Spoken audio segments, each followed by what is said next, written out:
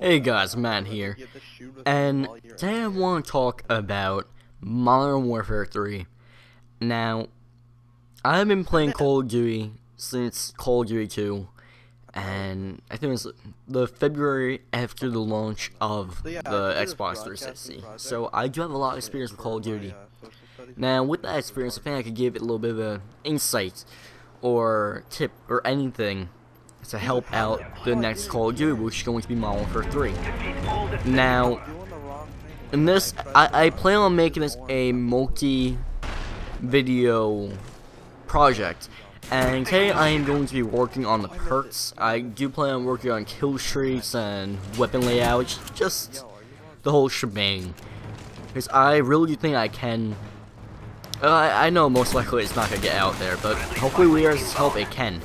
And in the background, I have a 34-3 with the stakeout, just so you guys know.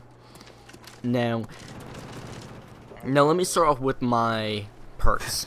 Now, I think a key thing that every single Call of Duty has missed, which is a very important thing that they should have had during basically the start of Call of Duty 4 till, well, now, as that each perk does not have a side effect.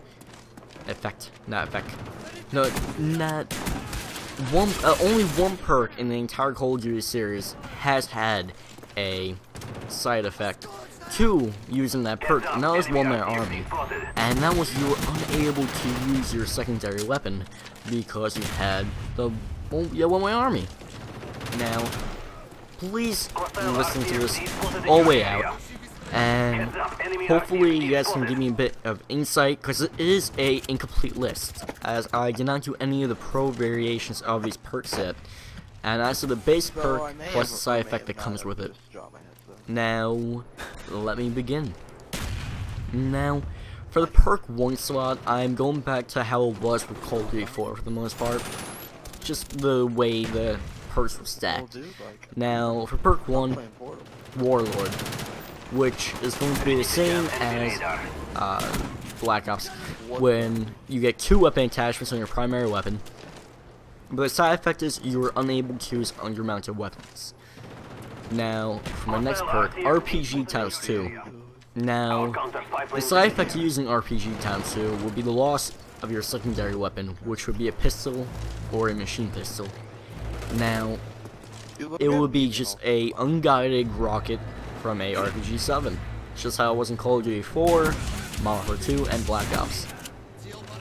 Now, here's the next one. Stinger times 1, lost secondary, will be the side effect of it.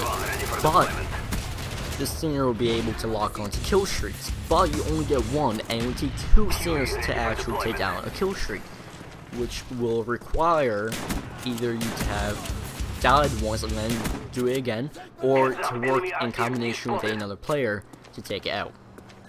Now, for my 4th perk, I have Tactical Grenade times 3. Now, side effect will be you lose your primary grenade, but you gain altogether 3 either flashbangs, stun grenades, or smoke grenades. Now, on the opposite side of that, though, is frag times 2, which you lose your tactical grenades, but you get 2 frag grenades, which means you have no stun grenades or flashbangs or smoke grenades, but you do have a extra lethal grenade. Now that's it for perk 1. Now on to perk 2. Now the first one will be stopping power, which would add in more power to your base damage. But the side effect is you have less base health.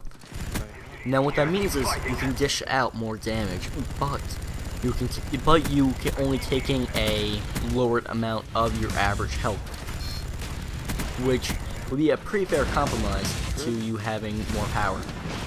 Now, the counter to it though would be Juggernaut, which will give you more health, but your bolts have a smaller base damage.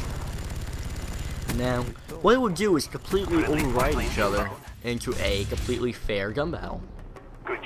Now, for my 3rd perk, it would be Marathon, which you can run farther but not unlimited, and you can run faster, which would be a combination of basically extreme conditioning and lightweight. But the side effect is you start off with less ammo, which it only would be like a clip or two, but it would require you to play more of a offensive role and have to pick up other weapons. Now, the opposite of that would be flak jacket, which will have reduced explosive damage and knife damage to you, which will result in you being able to absorb more damage from either a grenade or a claymore, C4, etc.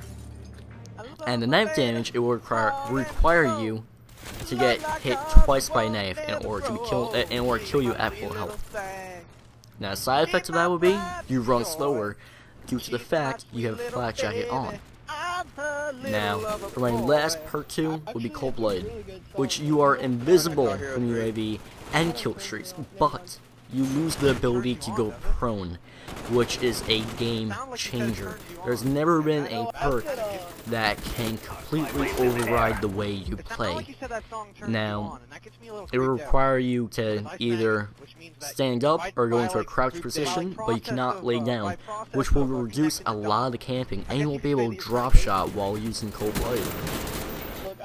Now, for perk 3, the first one will be Steady Aim, which is a smaller hipfire spread, but when you aim down your sight, you have more idle sway. Now, idle sway is when you look down your sights and you slightly move a little bit. It was in Call of Duty 4 and Road to War, and for whatever reason we took it out for Modern Warfare 2 and Black Ops, but it requires you to take more time when aiming, pretty much. Now, the counter to that would be Iron Lungs. Now, it has been in past Call of Duties, but the thing is though, it was only for snipers. Now, in this one, Iron Lungs will be you're able to hold your breath for less idle sway, but you also have larger hipfire spread. Now, it will require you to actually hold down your breath, whether you're using a assault rifle, SMG, LMG, or sniper. Now, for my third perk, here's something completely new to the game in any Call of Duty, and I am calling it Regeneration, which is you regain health faster, but you are unable to get kill streaks until you have one more kill over that recommended level, which is the opposite to how Hardline was in previous games. But we still do have Hardline, and Hardline is that kill streaks take one less kill to get, but you have slower health regeneration, which means if you get into a gun battle and you get damaged, it'll take you that much longer to regenerate your health to full health, so you can't just run right back out.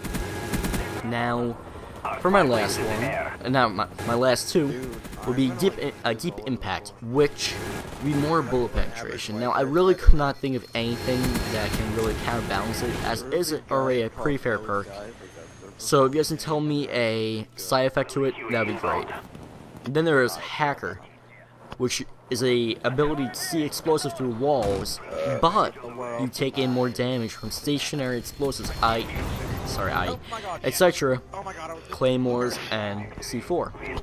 So, and I is a sample, not etc. So yeah.